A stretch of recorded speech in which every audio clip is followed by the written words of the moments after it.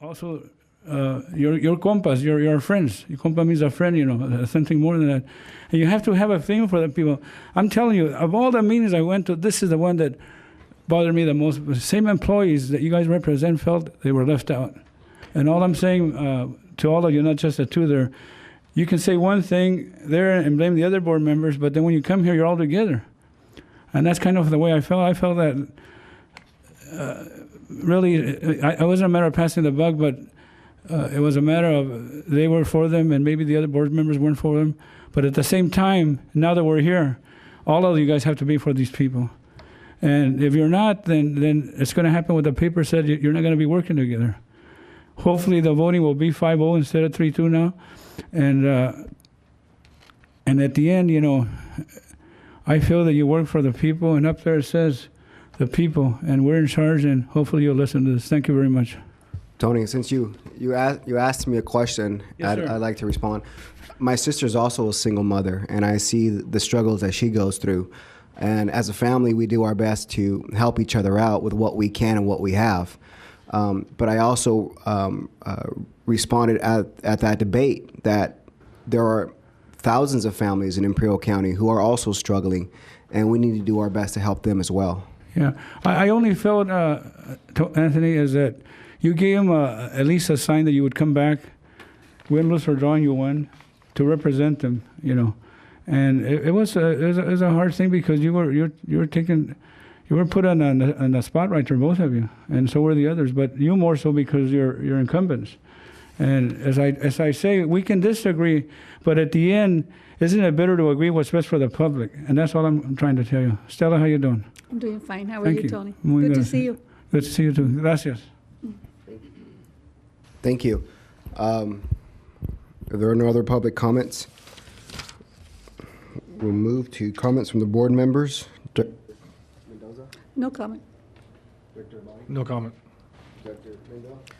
I just want to read a letter into the record that I received from Hans and Jeannie Vogel. They're my neighbors on Ross Road, but they said they sent it to whom it may concern, but I ended up with it. Said this letter is in regards to an exemplary employee of the Imperial Irrigation District, Mr. Javier Paredes, was dispatched to our house at 880 West Ross Road, El Centro, on May the 24th, 2010, to check a power line that I was worried about that came loose from the area where it was fastened to the house and might drop down.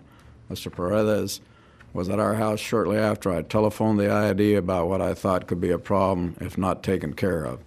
He was very courteous, got straight to work, and explained exactly how he was going to fix it.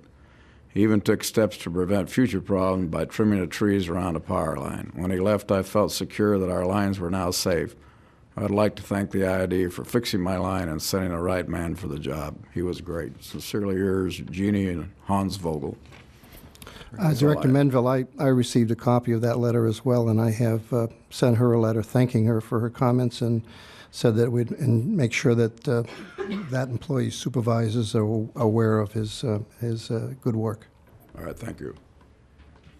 Director Hinks. Yeah, in response to Mr. Ramos' comment, on the earthquake on April 4th, Easter Sunday, we did have a large number of workers that responded. They responded without a phone call. They knew it was a hard quake, knew there was damage, and they did respond accordingly.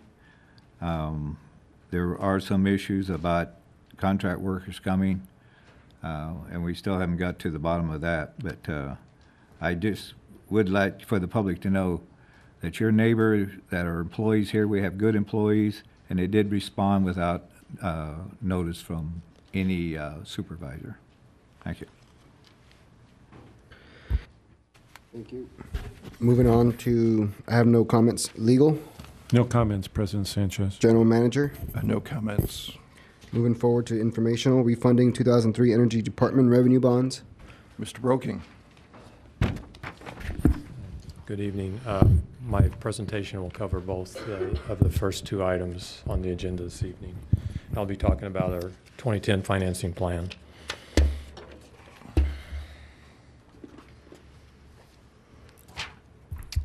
In addition to that, I'll be talking about the Energy Department forecast.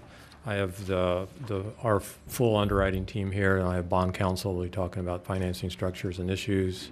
I'll have the underwriters give the board an update on the market, and our financial advisor is here to talk about what's going on with rating agencies. I'll talk briefly about the underwriter selection process and the next steps and schedule for this proposed financing.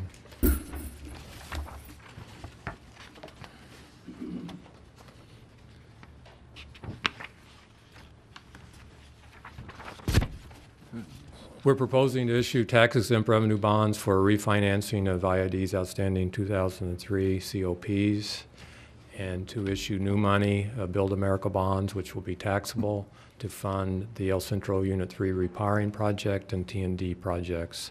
The bulk of that new money will be used for the El Centro Unit 3 repowering. I'll talk about the refunding first. We propose to take out about $67 million of existing debt, replace it with cheaper debt to save about $1.5 million. In addition to that, we get some benefits of being able to spring into the 2008 master resolution that are, some of those covenants are more favorable to us when we're calculating debt service coverage ratios or requirements. And lastly, the estimated borrowing rate for this refunding is 2.5%. We're actually shortening the maturity from 2028 to 2018 with these refunding bonds.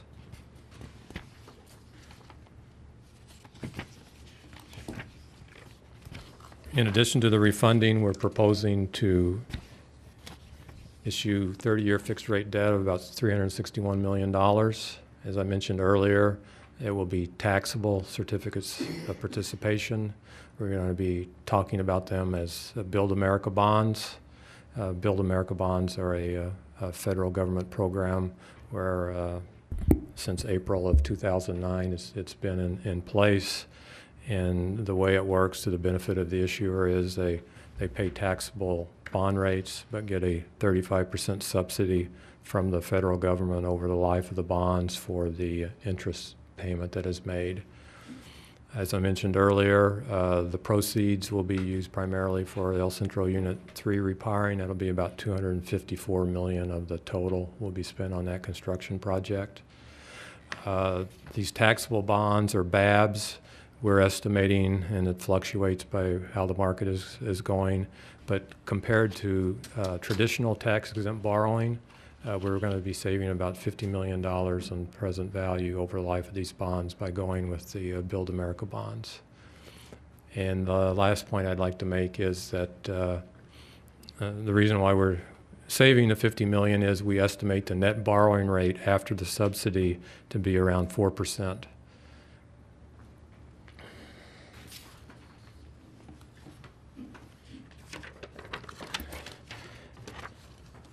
Over the next couple of pages, I'm going to talk about our forecast. We put it together to meet certain financial targets regarding liquidity and debt coverage. I'll highlight some of the major ones moving forward. And the forecast is through 2014, so it's really the next 5 years. We put together a forecast that maintains debt service coverage at 2.0.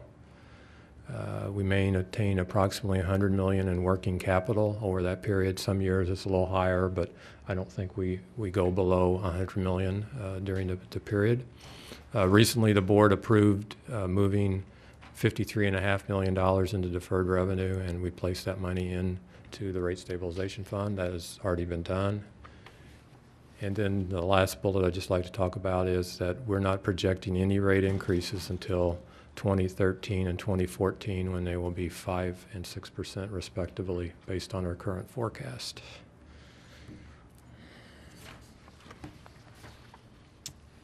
And this kind of summarizes our forecast.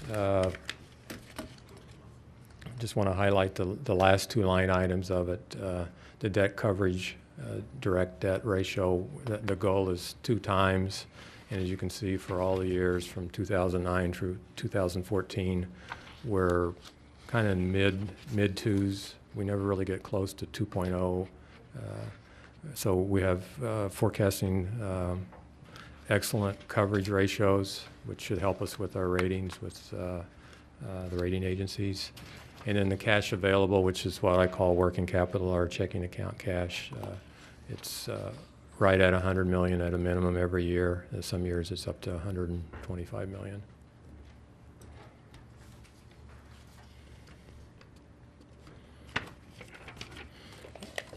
Capital plan, right now over the next 5 years, we expect to expend almost $750 million. That doesn't include the transmission extension program that will be funded by generators. And of that $737 million, roughly $329 million will be funded by new money proceeds from the COPS issue, the Build America bonds.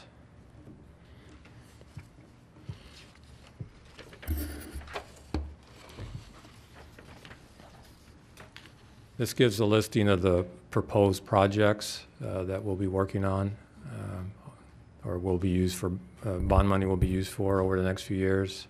It's only a planned listing that could possibly change. One that won't change, though, will be the El Centro Unit 3 rewiring. That almost 3/4 of the money will be used for that project. And with that, I would like Fulbright and Jaworski, who are our bond counsel, to come up and speak briefly on give you an overview of the financing structures and issues that we're facing.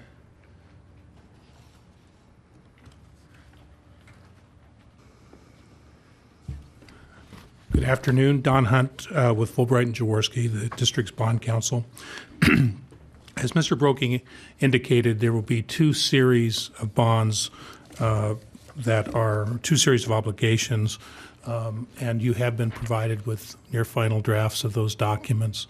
The first is a tax-exempt refunding of the 2003 revenue certificates of participation.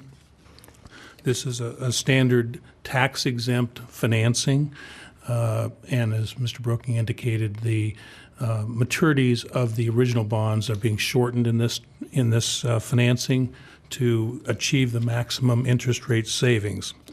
The second financing, and there are two separate sets of documents that you've been provided with. The second set is a taxable Build America bond issue. This structure was provided for in the 2009 federal stimulus bill and basically provides the opportunity for issues that meet all requirements to be financed on a tax-exempt basis to instead be financed taxable, but with a 35% federal interest subsidy.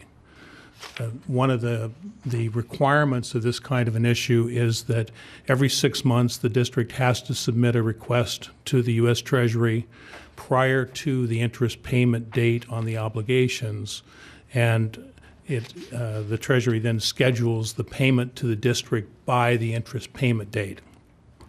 If you have to submit it 90 days before the interest payment date, not more than 90 nor less than 45.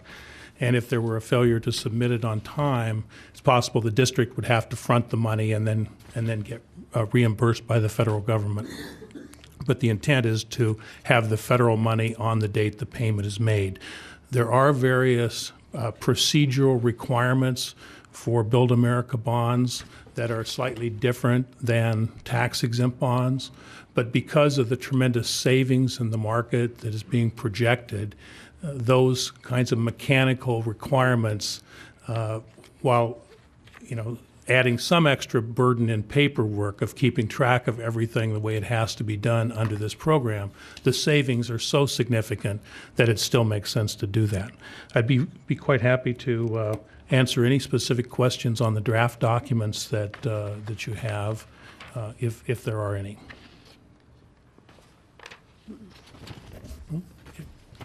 I've got a question for you. On using the taxable BABs, did it have anything to do with our current rating, or is that just basically market-driven? It's market-driven. The security that you're pledging is still the net revenues of the system, so it does not impact positively or negatively the rating on your obligations. And you got a confidence level with Citibank and Goldman? They're tops in the business, but they were the district's selection through a competitive process. So I think it was very, very competitive and rigorous.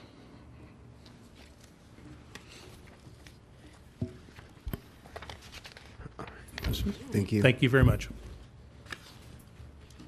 And now I'm going to ask representatives from Citi and Goldman Sachs to come up and talk briefly about the status of the market. Mr. President, members of the board, my name is Alex Burnett. I'm a managing director with Citigroup, and we're co-senior managers along with Goldman Sachs, and give a very brief update on the BABS market and give a little bit of context, and happy to address any questions about the bank. We are entering the BABS market. It is economically driven. The first observation I'd make for you in the nature of the market today is that rates are extremely attractive, very, very low. If you look back over more than 2 decades, rates have only been lower maybe 1% of the time. Even with that, BABs afford the opportunity to borrow almost a full percentage point below where you would be borrowing on a tax-exempt basis. So the market and the reason and what's driving the financing plan is really the ability to lock in that 4% money on long-term money.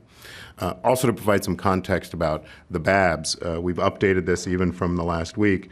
There now have been over 1,400 BABs deals done, which you can see was an additional 65 deals since we talked last time. Over 109 billion has been done throughout the country, pretty much in every sector, from general obligation to revenue bonds. And you can see that it's been a steady rise in that chart on the left. Another brief comment is that we have worked closely with Goldman Sachs. We are co-senior managers sharing responsibility. It is something that we've done quite often together. A few of the large deals that we've done in the last month, one for USD and others up north for Energy Northwest. So it's a role we're familiar with, and we've worked well together as a team. Hi, I'm Chris Higgins. I'm represent Goldman Sachs in the Los Angeles office. I just wanted to add to some of Alex's comments. If you dig deeper into the volume of BAB issuance in the marketplace and look at the energy sector, you can see here on this slide that Citi and Goldman are leaders in this space. The pie chart there in the lower left shows volume by lead manager. And as you can see, Goldman Sachs and Citi are 1 and 2 in the energy sector, representing a combined 59% of the market. And over there on the right, you can see the deals that we've done in the public power space. So just to add to sort of the leadership that our two firms have in this space, in particular in the energy sector, the public power sector, and also in terms of working together.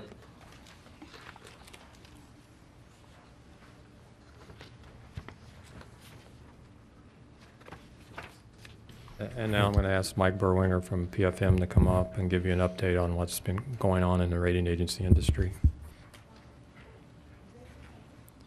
Good evening. Mike Berwinger with Public Financial Management, District's financial advisor.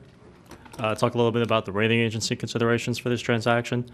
IID's electric utility is currently rated by 3 rating agencies. Moody's carries a AA3. S&P and Fitch both have the electric system rated A+. For this transaction, the one unique feature for the BABs is that the taxable BAB market does not value a Fitch rating. So the only unique feature here in terms of your ratings will be that we will only go with 2 ratings from Moody's and from S&P. So the district will realize a slight savings by not having to pay Fitch. As you may have seen, or at least have heard already, rating agencies these days are under increased regulatory scrutiny. As a result, this is not only increased scrutiny on them, but there's increased scrutiny on issuers and their credit ratings. One of few items that we'd like to touch upon that the rating agencies have now generally fared or started looking at a little more closely. A few factors: ability and willingness of the district to raise rates to deal with rising regulatory and commodity costs, increased renewable energy standards, and particularly California and the impact on the system, impact of the economic recession. This is not unique to you, obviously. Financial reserves and liquidity, and ongoing uncertainty generally of the federal energy legislation regime. One of the things that we'd like to mention, though, is that as a essential service utility, you have fared better than most of the general credits that are out there in the municipal market. We are intending, with that in mind, to make a strong push with Standard & Poor's for an upgrade. That said, writing upgrades are slightly different, slightly difficult in this market, given the macroeconomic environment and the scrutiny that the rating agencies are under. We have already met with Moody's last week, and we are meeting with S&P this week and expect to hear back by the end of June. Happy to answer any questions you may have.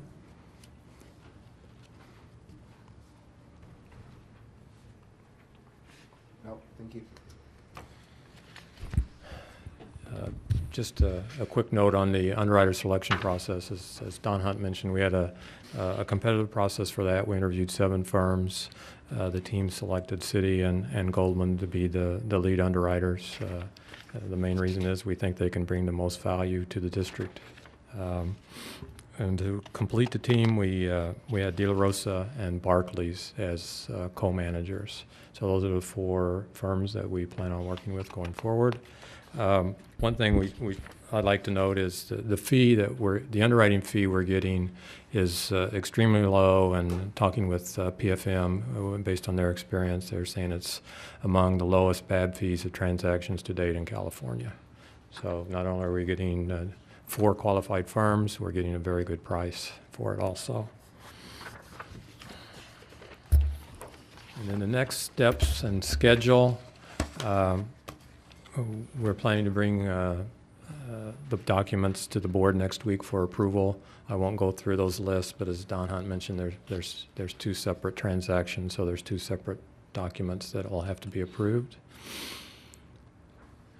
And then the remaining timeline is rating agency presentation with Standard & Poor's on Thursday, formal board approval on the 22nd, get the OS mailed on the 2nd of July. We plan on pricing the bonds in New York July 12th to the 14th and close both transactions on the 21st. And that's the end of my presentation. If there's any questions, I'll try to answer them. Mr. Brokine, on page 7, you have a list of the uses of the different funds, which totals out to roughly $330 million. Yeah. What's the other $30 million? It's for the debt service reserve and cost of issuance.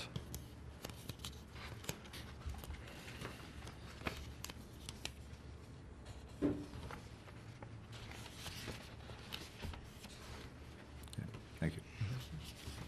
Thank you very much.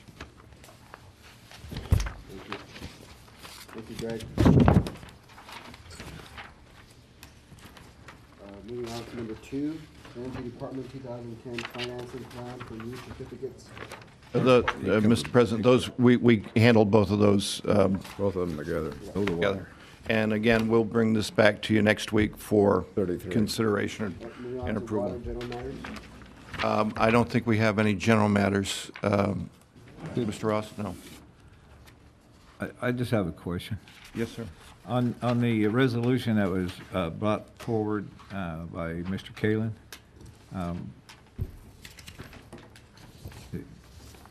Yes. do you have a response for that for us today, or do you want to? No, actually, we support the resolution. That is, part of our plan is to beef up our vegetation spraying program, and the board was simply providing us with some support for that. Okay. And the money has been budgeted? What we're anticipating is budgeting in our next budget. It wasn't budgeted last year, but we are trying to move on the program in terms of prepping the areas with mechanical cleaning so that it'll be in a ready state for spraying by the time we get the beefed up spraying budget, hopefully in our 2011 budget. Okay. But you will address that in the budgeting then? Yes, we will. It's one of our priority issues. All right, thank you. Is there an update on anything that, from the system since the earthquake, and any changes in this, up there in the All-American or the siphons or anything? Met with Vince Brook, who's been the operations manager down at the siphon, actually 3 times today. Down at the siphon, there was additional cracking at the spillway. We will have an individual out tomorrow to install some monitoring devices on the cracks, which are at the bottom of the spillway, so it's at the very bottom end of it. Other than that, there hasn't been any significant change at all at the spillway. The reports back from the field after the earthquake last night that there was no additional damage, so far we're in continuing to be in good shape. We are moving forward with the FEMA and CalEMA activities. We're working to get those 198 projects on the water side, and the 30 projects on the energy side have been turned into CalEMA and FEMA for their review and hopefully for reimbursement. And we are working to get the 198 projects completed by the end of this week to get to FEMA for reimbursement. Thank you. Mr. Campbell, on the CalEMA and the FEMA reimbursements, have you received any indication how that's progressing? Does it look like we're going to get the reimbursements, or? Basically, we fill out packets of information. There's a project work sheet that gets filled out for each project. So, and CalEMA resources and the FEMA resources, of which there's about 10 from FEMA here in the Valley, dedicated just to IID to work on the PWs, as they call them.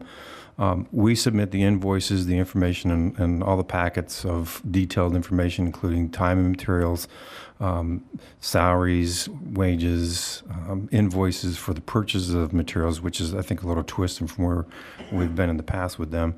I'm in contact with the representatives of CalEMA and FEMA virtually every other day. Even last week when I wasn't here, we're on the phone having continuous conversations. For the most part, there has not been any indication that there's been anything that we need to be concerned with on the projects that we've turned in. I think the board is probably aware that there are continuing conversations on where we are with the siphon structure. And we do have legal counsel working to work with the legal representatives from FEMA. The issue there is a little bit of discussion regarding eligibility of the structure. The 3-tier process they have is this an eligible activity? And of course, this earthquake has been declared an eligible activity. Second tier is eligible facility, and we are of the mindset, and CalEMA is supporting us, that the siphon structure is a eligible facility, and we need to hear back from FEMA themselves on that. And then, of course, the third part is eligible reimbursement for the work activity. So once we go through that 3-tier process for the siphon, we'll have a real good answer on that. But as far as the 198 projects, the other 198 projects for water, things are moving forward very well.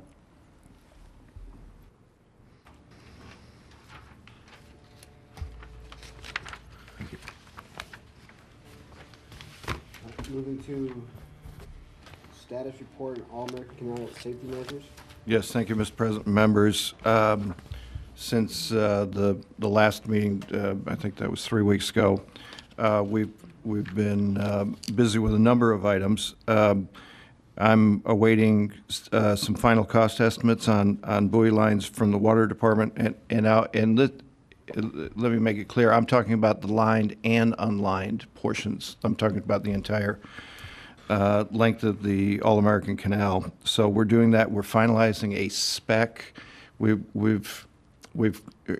instructed staff that the buoys are going to go straight across. We're not going to mess around anymore with any kind of testing on angled lines. They're going to go straight across. It's the simplest, most straightforward, easiest to design.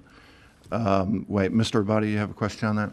Dr. Brady, is the buoys type, are they the same ones as the existing that we already have in the canal, or are they just identical to that what we have? I can't answer that. They're 14-inch. The one of the issues, not to get into too much detail, but One of the concerns we had operationally was that the lines would be so close to the water that trash would get all hung up on it, and that would be a big operational problem. With 14-inch buoys, and I wish I had, it's either 8 or 9 inches, the lines are actually above the water surface, so they're low enough to be useful to a person, we believe, but the trash will go under it. So I think it is, at the moment, is, as Jeff says, it's 14-inch globes or whatever you call it, buoys, yeah. But we will get you more information as we go on with this. As I said, we're finalizing a spec so we can go out on that. In terms of payment, we've been talking to a lot of people, the county, the Water Authority, Bureau of Rec. We talked to some interior people. There are 5 sources that could pay, 4 sources besides the IID that could pay for all this stuff. One is the County Water Authority. They have yet, and my discussions with Maureen Stapleton, they have yet to commit to, they have yet, we're in a little bit of a wrestling match there. We're continuing that, but they have not committed to paying. Bureau of Rec at the present, and this is at the regional level, does not intend to fund the installation of buoys, certainly on the unlined portion. And one of their real concerns is they are responsible regionally for a lot of unlined canal. And if they agree on our project, they're very concerned that they're going to have to agree on a lot of other projects. Those are their issues. The odds of getting congressional appropriation, according to our federal lobbyists, at least in this current session, is low probability, but is a possibility in the next budget cycle. There is something called Aging Infrastructure Act. The Secretary of the Interior may provide funds up to 35%, but we'd have to find the other 65%. And these safety measures could qualify for that. So that's a very real possibility. But again, we don't have another funding partner for other than ourselves. So we're working on all that. We are committed to expediting this, as Mr. Abadi a number of weeks ago talked about getting these things in to see if we can do this by the end of the summer. But again, the funding is not there yet. So we're, the aging infrastructure, maybe there's a third there. But other than that, it's IID. So anyway, we're working on it.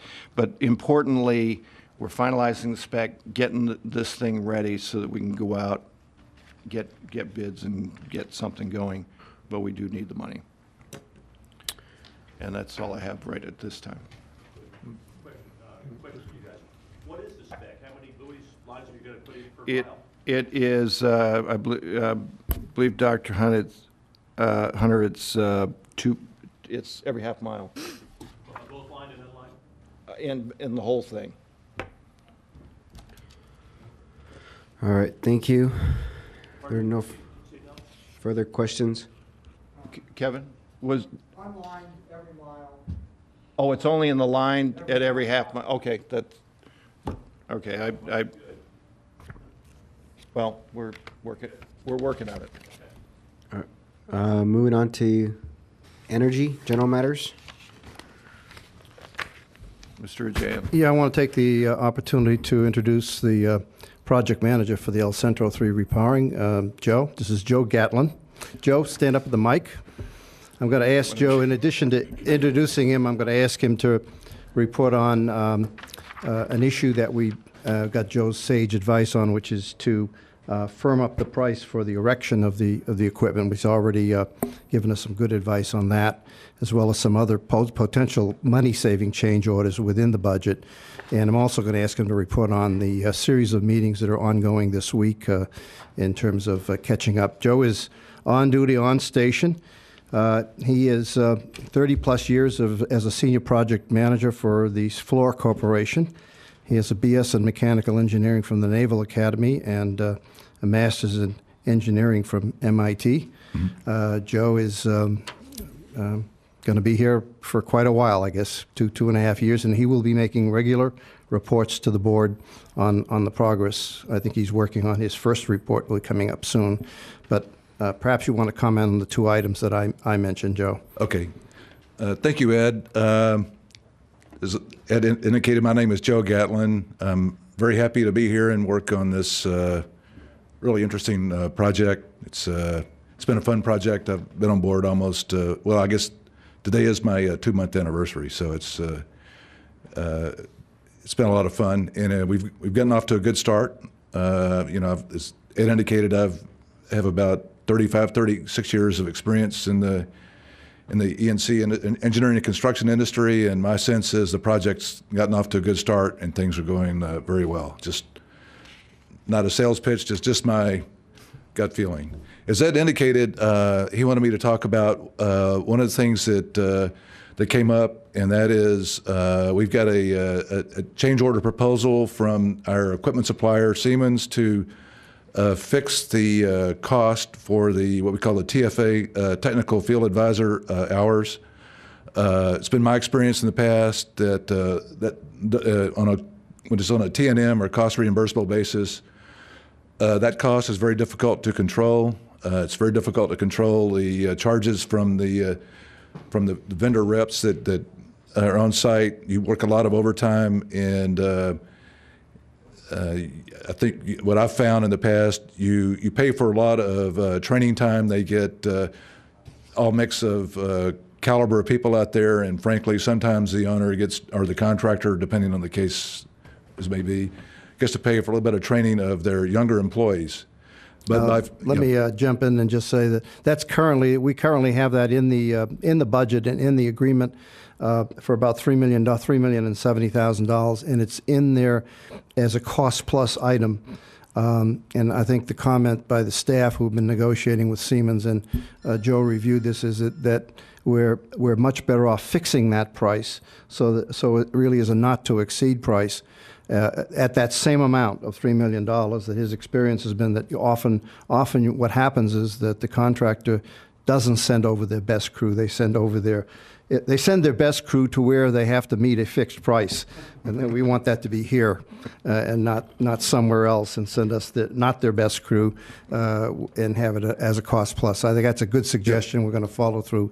That money is already in the budget. And in fact, our budget is running about $3 million under because of the fact of the currency exchange benefit that we achieved. You have been meeting.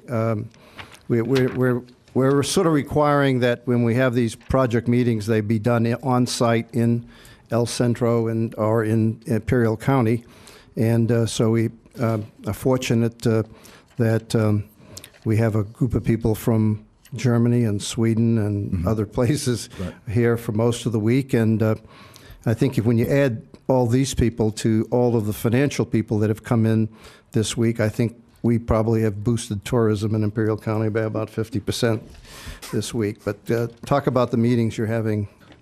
Oh, well, they're going very well. We met with the equipment supplier Siemens today, and tomorrow and the next day we'll meet with both Siemens and the contractor just to continue to work out details on the project. But nevertheless, they're going very well.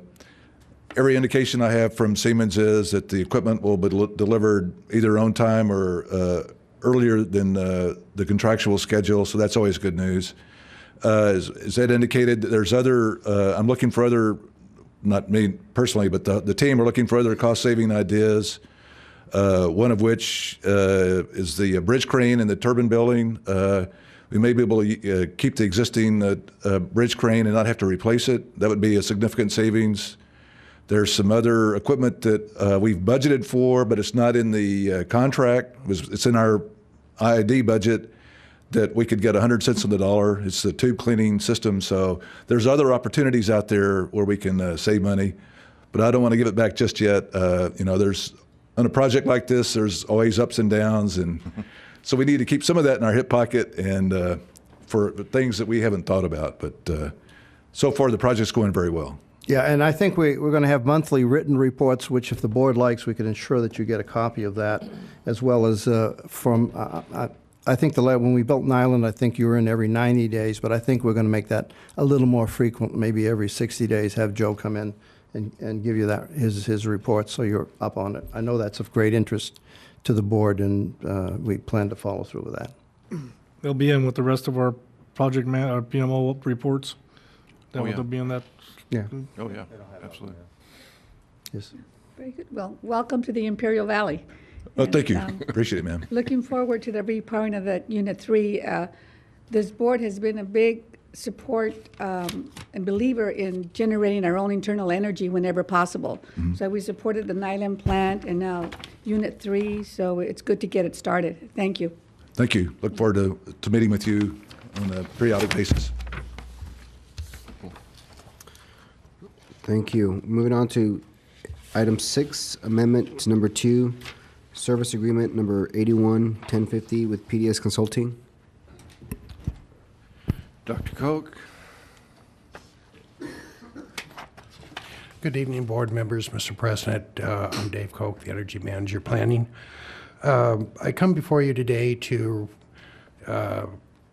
present a request to increase the amount of, or an amendment to an existing contract for engineering services that we're using with PDS for essentially system impact studies for our ongoing OAT project. We've used PDS now for slightly over a year. They have good knowledge of the system, and we'd like to keep them going through the transitional cluster study, which we hope to have finished and contract signed by sometime late next month.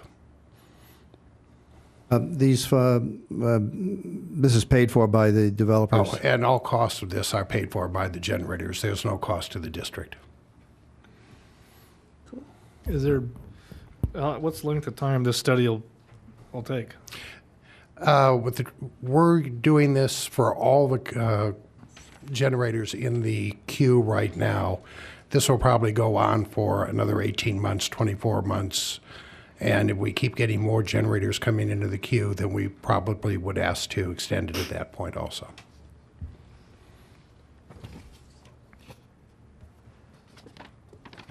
Is that moving along the way you want it to, Dave?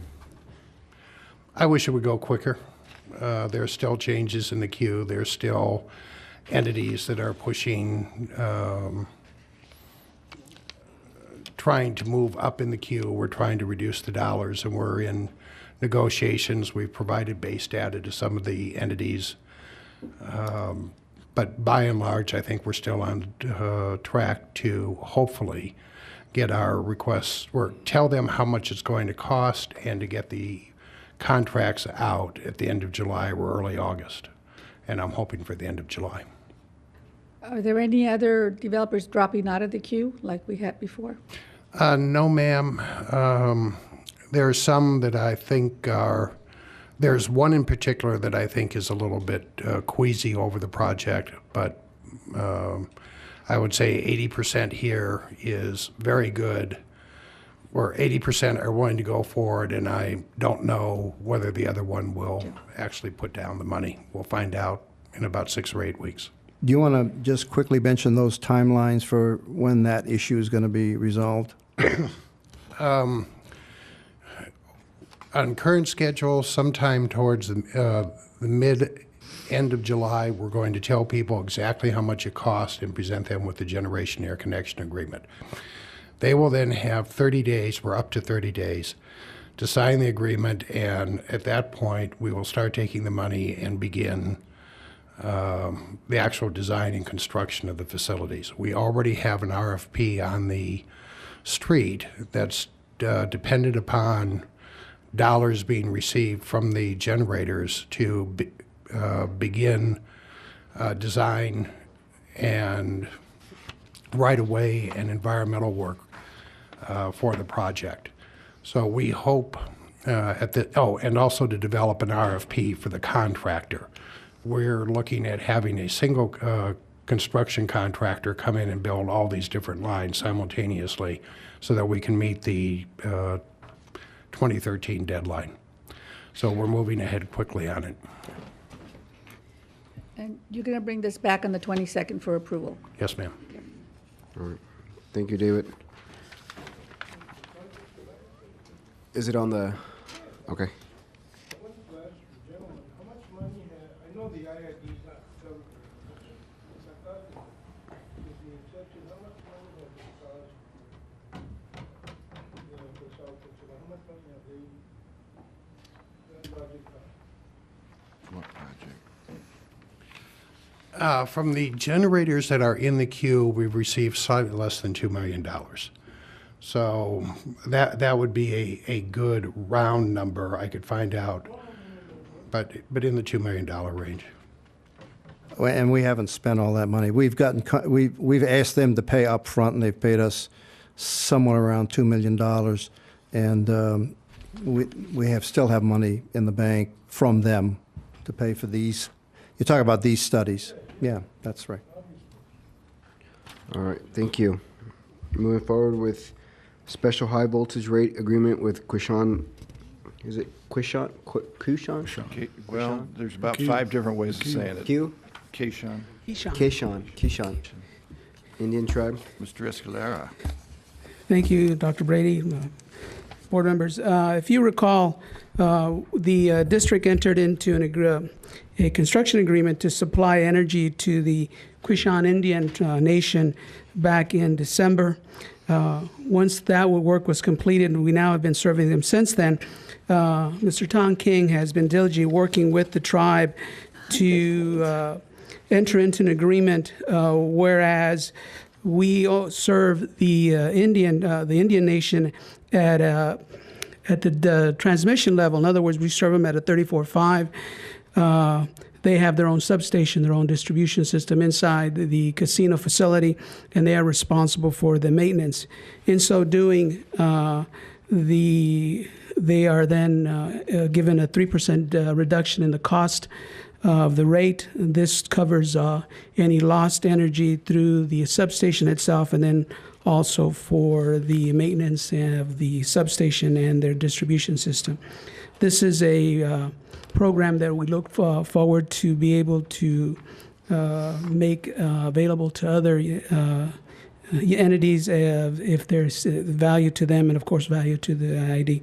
So this is the actual contract for a high voltage agreement between the IID and the Quishon Indian Nation. The agreement is for 5 years. And There's a 5-year limit. And then is it renewable or just 5 years and that's it? It's only 5 years. There's, of course, if it's agreeable to both, we could certainly enter into a new agreement. It also, though it is a 5-year agreement, it also states within the 5 years that if our rate, which is the rate that they're giving, changes, then that also, the change goes with it. So we're not guaranteeing a rate, we're only guaranteeing the discount. Oh, okay. We're in the process of developing filed tariff rates for both these items. We'd actually even have a higher discount for higher voltage service. Yes. And that will end up having to come back to the board for approval. This is really, the letter agreement is really part of our initial agreement with them, but we will be developing these file tariff rates, which are going to be marketing to the several other casinos that are in our, as well as any other customer, hospitals, prisons, anybody who has substantial on-site generation that can meet the requirements of interruptible rate, or who potentially new customers who want high voltage service and can save through that process. So we'll eventually have filed rates approved by the board. They may be slightly different from this letter agreement. So this letter agreement will carry through 5 years, but at the end of that 5 years, we'll shift them on to whatever our filed tariff is.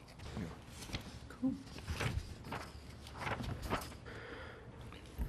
Are you doing number 8 as well? He's doing the next one, too. I'm also doing the next one, yes. Letter agreement for interruptible rate for Quishon Indian tribe. Thank you, President Sanchez. This is also this goes hand in hand with the other agreements that we have with the Kishan Indian tribe. This one is to be able to enter into an agreement, also a 5-year agreement, which allows us to call on to the Indians to, within a 15-minute period, to get them off our system. Since they're self-generating, they have the ability to get off our system. This will allow us to shed any peak load, particularly in the summer, which I'm sure the board is aware is certainly the most expensive power that's around. Again, as Ed mentioned, this is one of the first ones that we're trying to do. We hope to expand this to all those entities that have self-generation and basically be able to enter into an agreement with them that we can call on them on a 15-minute time interval. They will get off our system, and then, of course, we would bring them back on after whatever the emergency or the heat load is reduced. They're compensated for that, of course. The yearly average, once they're fully into a year's worth of consumption, is about $130,000 credit given to them for the ability for us to call on them. Of course, the other side of that coin is that there are also requirements and penalties if we call on them and they're not able to get off our line within that 15-minute period. They're penalized up to once after the first year. It's 1.5 times whatever credit they would be due in that year. So it's good for them, it's good for us, but it also holds the Indian tribe for their responsibility that they must be able to meet our needs for that discount that they're given. We believe that there may be as many as 30 to 40 megawatts of interruptible potential load. The Kishan is somewhere around 3.5 megawatts. 30 to 40 megawatts, if we're able to take that off our system with a brief notice to them, has the potential of saving us in capital cost well in excess of $100 million. So this is a program we're very excited about, and we plan to market to, starting with the other casinos, so they're well aware of it. In most cases, the casinos have suitable generating facilities on site because they really can't afford to go down or just have emergency power. And the hospitals, I think, and also prisons also have that kind of, as well as some others potentially. So we have a high interest in marketing this program. I have a question. Mr. Jayan, did you have any difficulty in working these two issues out with the tribe, or what did you work through their legal people and our legal, or how did you get this? We never. It's not so much we had difficulty. It just took forever. I mean, just almost every comma and every period, and we had to ensure that the agreement was written up so that it was integrated with both our operations network and as well as our relay protection. So we had to get our operating people fully involved in this. And I don't know, Tom King is around. Tom, step up, Tom. They like to see every staff from time to time, and you're a good-looking fellow. Let them take a good look at you. Tell them how many visits and how many emails and how many times you met with Tom was the contact for the Kishan Indians and handled all this on a personal basis. Thank you, Mr. President, Manager. Yes, we met many times every week physically at the site to get this thing rolling, and then there was a lot of emails and phone calls and interpretations on both sides. These agreements went through their legal people, and Vance Taylor represented our interests, and Jeff, I think, on our side. And we had ironed those decisions. We had a couple of false starts because there was some things that as we got further along in, we found out we had to train their financial people to understand what we were trying to do because it was a new concept to them. And because of that, it took a very long time. I think they were always interested in doing it. It took a long time to convince them that we weren't trying to deliberately skew it in our favor, that we were working diligently to make it a win-win. And I think they're convinced of that, and I'm convinced of that. So thank you, Tom. Thank you. Did a good job. Yeah. So we'll be bringing that back on the 22nd as well. All right. Thank you. Moving on to action. I'm going to abstain. I did not attend the June 8th meeting. I move to approve the board minutes for June 8th, 2010, Second. regular meeting. First and a second. Please vote. Moving to finance, them. adopt resolution covering finance of vehicles, heavy equipment purchases. Teresa. Yes, good Here we are. afternoon. Teresa Perez, Finance Department. My first time presenting anything to the board, so I appreciate the opportunity. I am here to present a financing resolution for vehicles. We've got about $670,000 in vehicle purchases that have already occurred, and all of them have been paid for. In order to finance it, and in our budget, we typically we budget them as finance purchases. So we purchase it outright, and then we go and we seek financing. And what this resolution does is it meets the IRS regulations that we intend to finance it. And so what you'll see here is the resolution that says we intend to finance these vehicles. It does not approve the financing themselves. We will come back once we've set up an RFP if it's approved, and you would approve the financing at that point in time. Any questions? And most of the equipment on this one is heavy equipment. Tracy did a wonderful job for your first time. But I'm kind of at the same place I am before. It's $300,000 for water, $300,000 for power, and I just assume, I always consider it better net proceeds. So I just assume we just pay these cash the way we have already. So that's where I'm at on this one. But Tracy did a wonderful job. Thank you. And again, the rates right now are really low. We are anticipating probably not having financing rates greater than 4%. How many of these vehicles are we swapping vehicle per vehicle? Being sold this year? I would have to go back to the fleet department. I know that quite a bit of these were put out to bid last year, and I'm not sure if they were replacements. I think most of these were replacement vehicles. Probably. Yes, all the vehicles that would be listed would be replacements. There are other vehicles that have not been replaced, but everything that you see here, it would be replacement, because that's basically all we're doing is coming back with replacements. Potentially a different model every now and then, but that's our policy moving forward. How do we, do replacements only and reduce the fleet? And the water department over the last year now, through transferring the heavy equipment group to the water department and the reallocation of resources to the different areas, has significantly reduced the heavy equipment fleet. And I would also like to take the opportunity to add some kudos to Teresa. We have now made sure that she is part of the evaluation process when it comes to leases, because it had been really managed by the fleet services group. And I think through Teresa's work, we've clearly identified that fleet services is not the group responsible for negotiating leases. And it wasn't just myself. There is a group of us in the finance department that are participating in the evaluation process. So this is a lease, not a purchase? No, This will be a lease purchase. There's also other vehicles that are being leased just on a long-term rental agreement, and that's what he was Are referring the to. leases the ones that with the Excavators would be an example of those leases. On the swapping, have we paid off the debt on the ones that we've swapped, that we're swapping? Are those free and clear that we're? You want to answer it? The fleet department does work with us in ensuring that all vehicles that are sold are free and clear. We will not have title to those vehicles if we're finance them, so there's no way for us to pay them unless we pay them off. Okay. I'd like to move to adopt a resolution covering the financing of the vehicles' heavy equipment purchases. I'll second it. Are there any more questions from the board?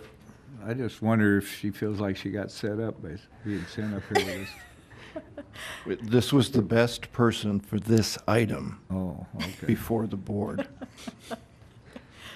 All right, please vote. Moving on to adopt resolution declaring the district's intent to issue tax exempt obligations for transmission, distribution, capital improvements. Yeah, Greg also asked me to present this this resolution. It goes with this resolution actually is related to the BABS financing. Part of the regulations for the BABS is that you have to declare, you meaning the board, the district has to declare your intent to finance these transactions. Back in 2009, as part of the budget, you approved a resolution with that intent, but it was only for $250 million. We were only anticipating needing that for the El Centro repowering. But with the rates and the way Greg explained on the presentation, because rates are so low, we're taking advantage of also financing some T&D. And this resolution, what it's doing is it's approving or declaring the district's intent to, in addition to the $250 million, also include the 80 million. I think it's 80 million 80. for the transmission distribution projects that will be financed with the BABS. I move to adopt the resolution. I'll second it. Go ahead. Question?